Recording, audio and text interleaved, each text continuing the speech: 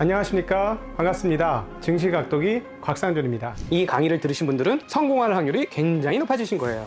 여러분이 투자하신 시간과 가치가 여러분에게 실질적인 노후를 보장하는 수단으로 돌아올 것이라고 저는 믿습니다. 이거 우리끼리 비밀입니다. 이거 딴 데 가서 말씀하지 마세요. 이런 강의하는 사람 거의 아마 제 생각에는 없을 것 같아요. 이건 실전을 해본 사람만 아는 얘기예요. With you the sun is shining 24/7. Cause when we're together it feels like we're in heaven. If it will get dark you'll be my million stars. I know I can lean on you. 안녕하십니까, 증시각도의 시청자 여러분, 투자자 여러분, 그리고 도기마을 여러분, 반갑습니다. 이제 저희가 해방 때부터 그리고 일제시대 때부터 시작해서 흘러오던 것이 드디어 새로운 단계, 즉 북방 외교를 하는 그 단계까지 이르렀습니다. 바로 대한민국 무역사의 새로운 장이 열리는 시간. 네, 오늘도 홍익희 선생님과 함께 대한민국 무역사 시간 함께 하도록 하겠습니다. 홍익희 선생님 모셨습니다. 선생님 어서 오십시오. 네, 안녕하세요. 네, 안녕하세요. 자, 이제 그 전두환 시대를 거쳐서 노태우 시대가 왔는데요. 대한민국의 인기 없는 대통령 몇 명을 뽑아보자면 가장 인기 없는 순위로 넘버 1, 2 하시는 분들이 아마 김영삼, 노태우 이분이 아닐까 싶어요. 물론 이제 다른 분들은 뭐 엄청난 논란 속에 있는 각자에 따라서 생각이 많이 다른데 어쨌든 있는 듯 없는 듯 한 분들 중에 하나가 바로 이 특별히 심했던 분이 노태우 대통령이었는데, 근데 사실 경제적으로 보면 새로운 장을 여는 것은 분명히 맞고, 맞습니다. 예, 그리고 뭐 가까이는 뭐 분당 신도시 같은 거 만들어가지고 그때 부동산 가격 한동안 크게 한번 빠지는 그런 일도 있었는데, 북방 외교를 한 계기가 있을까요, 태우 씨가? 그거는 노태우 씨의 어떤 그 업적으로 평가를 해줘야 되는데, 이때가 사실은 냉전 시대였었어요. 네네. 그리고 이 양반이 군 출신이란 말이에요. 그렇죠, 맞아요. 그러니까 냉전 시대의 군 출신이 그러한 외교를 들고 나오리라고는 일반인들이 상상하기 힘든 시절에 이 양반이 이제 북방 외교를 들고 나왔습니다. 사실은 뭐 말이 북방 외교지 쉽게 얘기하면 공산권과의 외교 시작이잖아요. 맞아요. 그러니까 힘든 거지. 사실은 소위 말하는 레드 컴플렉스나 그런 쪽에서 가장 강력하게 극단적인 우쪽에 있는 사람들이 군인들인데, 그 군인이 앞장서가지고 공산권 러시아 이런 데하고 거래를 트고 막 했으니까 참 놀라운 일이에요. 네. 이때 더욱 놀라운 거는 이 양반이 선언을 하면서 남북한 자유왕래를 제의를 해요. 그 다음에 이때 남북 합의서가 맺어집니다. 그 다음에는 유엔의 동시 가입 등 이런 것들도 하고, 그 다음에 이 양반이 올림픽을 치르는데, 그때도 나름대로 우리가 구분이 있었던 게 그 전에 3번의 올림픽, 즉 12년간의 올림픽이 다 반쪽 올림픽이었어요. 전부 보이콧 했었죠. 남아공 사태로 인해서도 그렇고, 이제 소련의 그 아프간 침공? 침공 때문에도 그랬고. 그런데 비로소 서울 올림픽 때 전 세계 국가가 다 참가하게 됩니다. 160개국 이상이. 그래서 서울 올림픽을 통해서 그 대한민국이라는 거는 확실하게 외국인들한테 각인시켜준 계기가 됐고, 그 다음에 이 양반 때 실질적으로 북방 외교를 하면서, 그 전에 사실은 우리 코트라나 대우그룹의 김우중 회장 특수사업부 같은 데는 이미 외교관계가 성립되기 전에 그 공산권 국가에 진출을 했었어요. 예, 원래 코트라는 뭐 그때 뭐 사실은 공산권이고 뭐고, 우리 한국에서는 공산주의 하면 그냥 난리가 났던 시대였는데, 그거와 상관없이 그냥 거래는 계속 하셨었죠. 장사는 계속 하셨던 거죠. 먼저 그 속에 진출을 해서 자리를 잡고 있었죠. 그리고 올림픽 하던 해에 이 올림픽이 우리로서는 굉장히 중요한데, 이때 그 수출 품목을 보면 그때도 물론 경공업 제품인 의류나 신발 같은 게 수출 1위 품목, 2위 품목이었는데 3위 품목서부터는 그 김재익 수석이 닦아놨던 거 이제 빛을 보기 시작합니다. 이제 영상기 같은 이런 전자기기가 3위 품목으로 올라오고, 박정희 시대 때부터 추진했던 자동차고, 5위가 참 비약적인데 반도체예요. 그 당시 반도체를 한 32억 달러 수출했는데, 그게 반도체를 하겠다고 선언한 지 5년뿐이 안 됐네요. 진짜 빠르다. 진짜. 그 설비 진짜 빠른 거예요. 설비 까는데 1년인데. 보통 1년 7개월 걸린다고 그랬는데, 그 설비를 6개월 만에 깔아요. 그리고 그보다 더 대단한 건 당시 64KD램을 당시 일본도 개발하지 못했을 텐데 도전을 해서, 물론 개발은 일본이 우리보다 조금 빨리 합니다. 미국, 일본 다음에 한국이 세계에서 세 번째로 64KD램을 개발했는데 그 당시에는 공장이 없었어.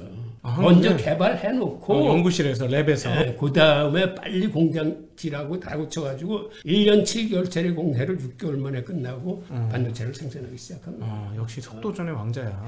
네. 예. 근데 이게 디지털 시대의 빛을 보지 않습니까?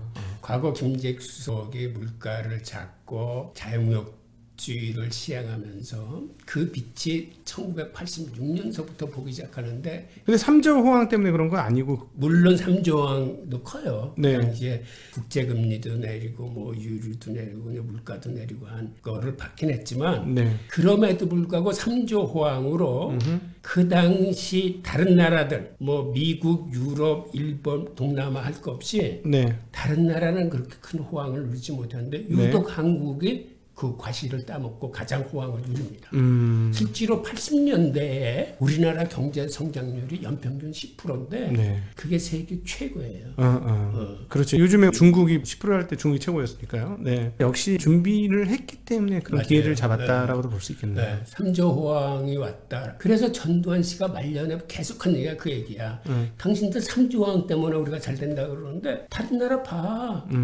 미국 보고 유럽 보고 일본 보고 그 나라 잘 돼? 우리가 준비했기 때문에 잘 되는 거야. 전두환 씨가 정말 전두환 그렇게 씨가 계속 그 얘기를 물어먹었어요. 아, 그랬군요. 자랑스러우니까 본인은 네네 그럴 수 있겠네요, 진짜. 네.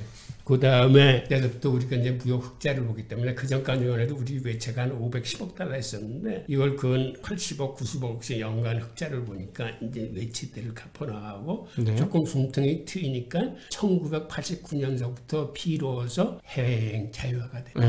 그러니까 우리 국민들이 해외 여행 나가기 시작한 맞아요. 때가 1989년이야. 그때 사실은 우리 1인당 GDP가 그렇게 높지 않았어요. 그렇죠. 한 4,000달러 선이었었어요. 비행기 한번 타보는 게 꿈이었습니다. 당시 그 북방외교 덕에 우리 노 대통령이 89년에 소련을 방문하고 소련의 고르바초프가 그 이듬해에 우리 한국을 방문을 합니다. 그래서 한소 수교도 맺어지고 그런데 이때 노 대통령이 취임하면서 이제는 한국도 산업화와 민주화가 같이 가야 된다. 두 마리 토끼를 같이 잡아야 된다라고 그래서 보통 대통령을 선언하면서 모든 정책을 자율과 적에 맡깁니다. 그러다가 그 노조의 강경 활동이기도 하지만 그 임금 인상률이 막 터무니없이 높아져요. 1년에 10%, 16%, 심한 경우에는 뭐 20%까지 올라가고 하니까 네. 이거를 그냥 방임해 둘 수가 없는 거예요. 그래서 할 수 없이 그 약속을 지키지 못하고 이 노동정책을 강경정책으로 선회를 해요. 아, 그렇군요. 그래서 공권력이 투입이 되기 시작합니다. 6.29 이후에 본격적으로 월급이 많이 늘었고 그때 사실은 한국 중산층이 갑자기 두터워지기 시작했던 시기이기도 합니다. 그래서 사실 노동자들 삶이 가장 윤택했던 그리고 자동차를 집집마다 샀던 그런 기간이 그때가 아니었나 싶기도 하고요. 근데 그때 마지막에 노 대통령이 경제적으로 실수한 게 있는데 그게 뭐냐면 당시 우리나라가 그 무역 규모가 1990년대 들어가면서 비약적으로 성장해서 세계 10위 교육국으로 진입을 해요. 근데 우리나라가 아까 말씀드렸듯이 1988년 올림픽 열렸을 때만 해도 1인당 GDP가 4,000달러뿐이 안 됐거든. 근데 무역 규모가 이렇게 커지면서 이제는 욕심이 생긴 거예요. 그래서 조국 근대화를 앞당기겠다고 해가지고 조국 근대화를 앞당기겠다는 캐치프레이즈를 내걸었는데 그게 뭐냐면 1인당 국민소득을 $10,000 시대로 빨리 앞당기겠다는 얘기예요. 네. 근데 1인당 국민소득을 $10,000로 앞당기기 위해서는 뭘 해야 됩니까? 우선 기본적으로 경제성장이나 수출 증대나 이런 게 다 필요하지만 그보다는 사실은 빨리 앞당길 수 있는 거는 환율을 그렇지. 이거를 고평가로 가져가면 원화 강세. 네, 원화 강세로 가면 이게 빨리 앞당겨지는 거예요. 그렇지. 환산된 달러가 확 올라가니까. 그래서 이때부터 실수를 해요. 무슨 얘기냐면 계속 달러당 800원에 붙잡고 있는 거예요. 환율을. 이걸 시장에 제대로 맡겨서 그 시장 환율을 하지 않고 인위적으로 고평가 쪽으로 끌고 가는 겁니다. 네. 그러다 보니까 이제 어떤 불행이 생기냐면 그 흑자를 봤던 무역국자가 적자로 이제 전환되는 거예요. 그럼 네. 그때라도 빨리 네. 그렇지. 환율을 이제 절하시킨다거나 해서 수출 경쟁력을 살려줘야 되는데 네. 바로 그놈의 조국 근대화를 창조하겠다는 그 일념 때문에 네. 이 군인 정신이 나와서 다시 꽉 붙잡고 있는 거예요.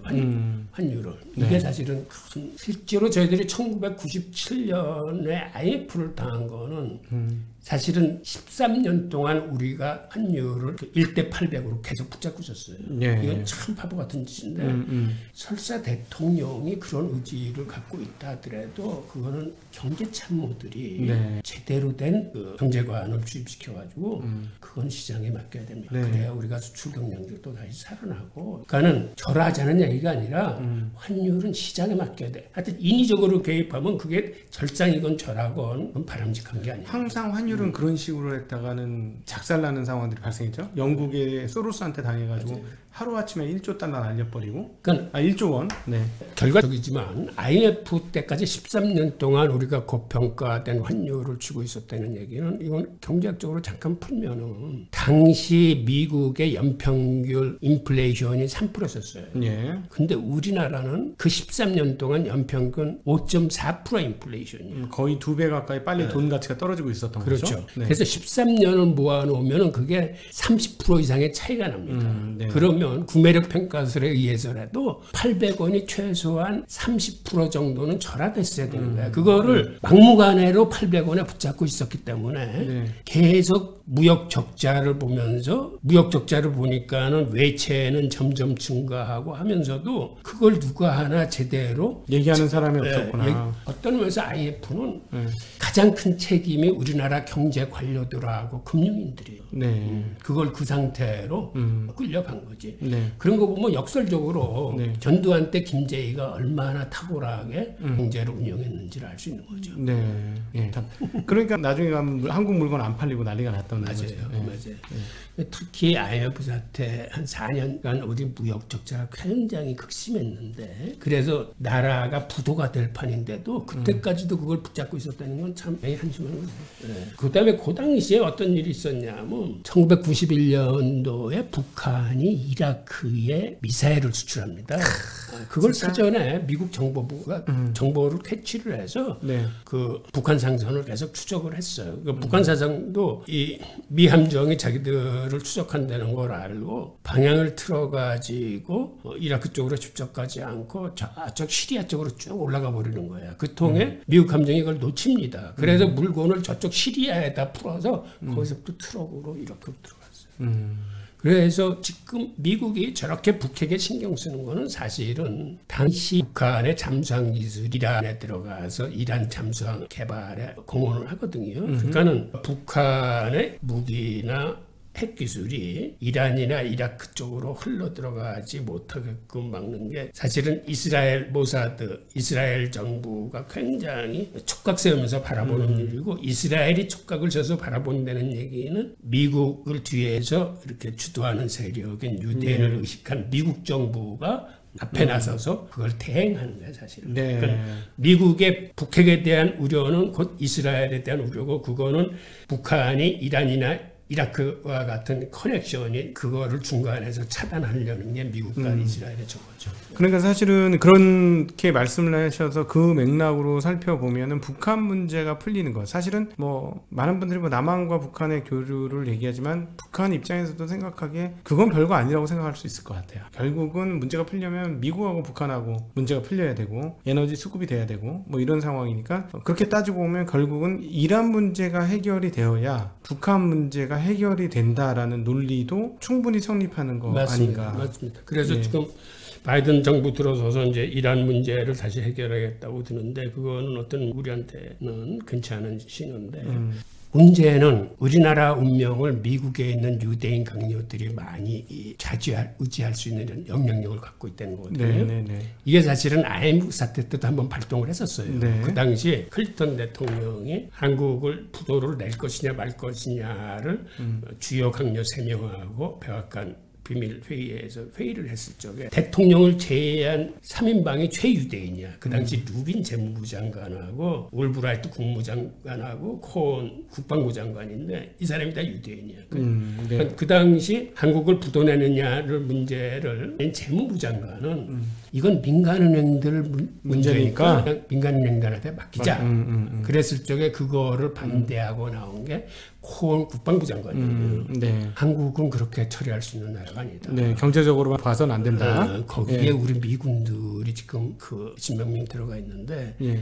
거기는 보안이라는 거를 같이 생각을 해야 된다. 그렇게 혼란에 방치해두면 안 되는 나라다라고 얘기했을 때 이걸 거둔 사람이 울브라이트 국무장관입니다. 예. 국방장관 얘기가 맞다. 국방장관 얘기가 맞다. 예. 이거는 민간 사이드에 그냥 맡겨둘 일이 아니다라고 네. 그래서 당시 미국의 행정부의 국론이 부도는 막자 해서 부도를 막아줍니다. 예. 세계 각국의 재무장관하고 은행장관들 쫙 전화 걸어가지고 그때 크리스마스 때인데 한국에 수표 돌리지 마라, 부도 내지 마라라고 해서 다 막아줘. 네. 그런데 지금 상황이 비슷해. 왜 그러냐면 바이든의 측근들이 예. 주요 강요들이 최유대인이야. 지금. 예. 아시다시피 지금 국무장관도 유대인이지. 그 다음에 그 백악관의 안보 담당관도 유대인이고, 그 다음에 그 정보총괄 그 양반도 그 유대인이. 그러니까 어떤 의미에서는 IMF 사태 때 클린턴 때하고 비슷하게 지금의 강요들이 짜여 있구나. 지금 재무부 장관도 유대인 아니야, 제니 델렌. 예. 그러니까 한국에 대해서나 세계 금융에 대한 주요 요직에 지금도 유대인 강요들이 죄 네. 포진하고 있습니다. 네. 유대인이 우리나라하고 맞짱 뜨면 못 이기는데 이 미국을 딱 잡고 미국의 목줄을 잡고 있으니까 우리나라 문제가 쉽게 안 풀리네요. 안타까운 현실입니다. 네. 오늘은 노태우 정권 시절부터 시작된 북방 외교 그리고 북방 외교의 진행 과정들을 살펴보았고 그리고 이제 점차 다가오고 있는 비운의 스토리 IMF의 냄새를 살짝 맡아보는 그런 시간을 가졌습니다. 오늘 이 시간 홍익희 선생님 인도해 주셔서 정말 감사드리고 함께해 주신 증시각도TV 시청자 여러분께도 감사의 인사를 드립니다. 인사드리겠습니다. 고맙습니다. 예, 감사합니다.